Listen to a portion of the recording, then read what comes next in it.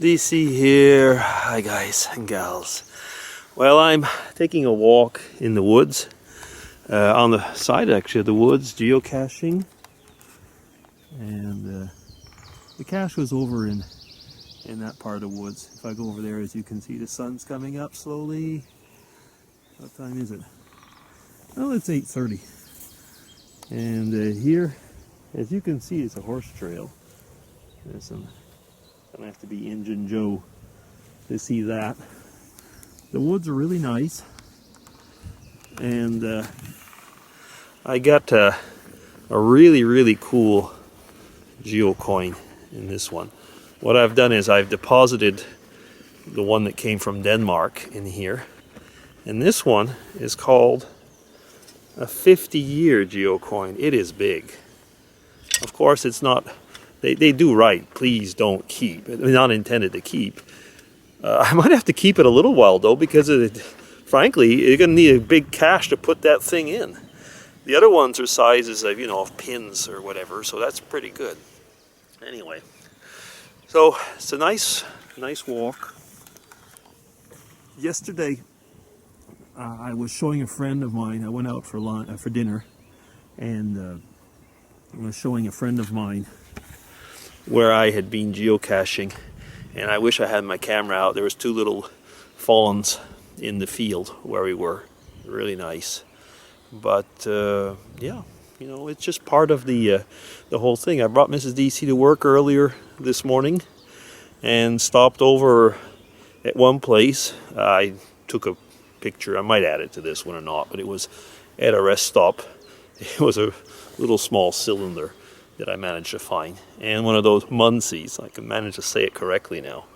Yeah, so it's day's pretty. Looks like it's gonna be okay, and I might have time to do one, maybe more cache before going and getting her back at work. Because yeah, I kept the car so I could do some geocaching. That is nice. So when you can actually combine a hobby with some fresh air like this and get out and see things, especially when it's a nice day. Does really make life nicer, doesn't it? To have hobbies that you like. And the fact is, actually, you can share these with other people, and yeah, really cool. Okay. So maybe I'll be back later on. DC signing off. Take care. Bye. DC here again. Well, I'm in this little village geocaching, and I've already found it, so I mean, in a way it's it's a complete spoiler for if ever you were in Switzerland, but since it won't probably be the case, it was over here, okay, and within this thing, and here you had a whole bunch of tracking bugs of all types. But people are coming here, so I got to close this now. Okay, so that'll be it for now. There'll be DC signing off. Take care. DC here. Hi guys, back again, walking in the woods, looking for another cache, but it's not the important part right now. It's just walking around. You can hear the sound, I would say, of peace over there, and somewhere down there there's supposed to be the river, but right now I'm walking through the woods and hoping that it won't be too far away. I've been walking for about 20 minutes now, and the description said it was going to be about a 30-minute walk, so I'm getting there. We'll see if it's easy to find. I'll show you some pictures once I get there, because it's supposed to be really nice near the river with, I guess, the way the river is here, sometimes there's some nice stones. I mean, it's like limestone cliffs. But I'm trying to think if I've ever actually been here. I can see the cliffs further off, but they're not so apparent. Well, that's about it. When I get home, I'll show you a really monster. Maybe I've already did, I've already lost. I've done quite a bit of geocaching today. but I've looked up the history of the coin. It's a really big coin, about,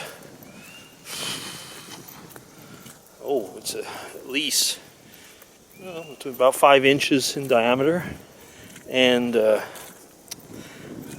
a 5-year calendar, so it has movable parts. But what it is I thought it was probably actually old, and it isn't. Somebody put it there about, I think it's about a year ago now, and it's barely traveled. It was a wedding gift that somebody got, and they decided to, for their wedding gift, so to say, to have a geo coin and have it travel the world. So I'll try and put it off somewhere else and hope that it travels a bit. So we'll see. Anyway, I got to see where I am now comparatively to that cache. So I'll be back. Take care. Okay, so I tried to show this quickly. Well, where I'm going, there's flash floods sometimes. Now, actually, these are, I was going to almost say fake flash flood, but a flash flood is a flash flood. They're made sometimes by the water regulation over at the dam. So it doesn't have to do with storms. That's why actually they're telling also by good weather. So in fine weather too, it says up there. Yeah. Okay, well, hope it won't happen. See you later. Well, DC here. Well, I'm back. And we're going to go live now. Now, from what I can see, I am pretty much, there we are. I am pretty much at the spot where it should be. Just show you in the far off, there's the river. Can you see the limestone cliffs over there? We'll probably go over the river in a bit. And it should be here.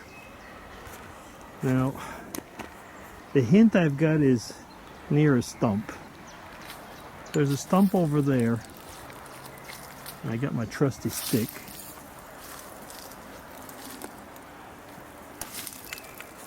Hey, wait a minute. Here we are. There it is. Okay. So now. Oh, wow. It was really rammed in there. So what's in there? The usual logbook. And the junk. Now here's the coin. Okay, so I'll be bringing that with me. And I've got a coin to put in here. Actually, where is it? Yeah, one that I found this morning. So I'm going to put that one back in. So that's the exchange. Okay, got to do the administrative part, and I'll be back. In other words, logging in and all that junk. See you in a bit. Okay, so just to finish off at least this bit of the video, I thought I'd come over and show you the cliffs over there, and that's the river. In German is die Saane, and in French it's the Sarine. I'm not wrong, I think they call them the monsters or something like that. Those, I don't quite remember now, because it looks like nose is a little bit coming out, whatever. So yeah, so this is where this cache was after a 30-minute walk. So it's a nice place. But now it's uphill, so probably more than 30 minutes.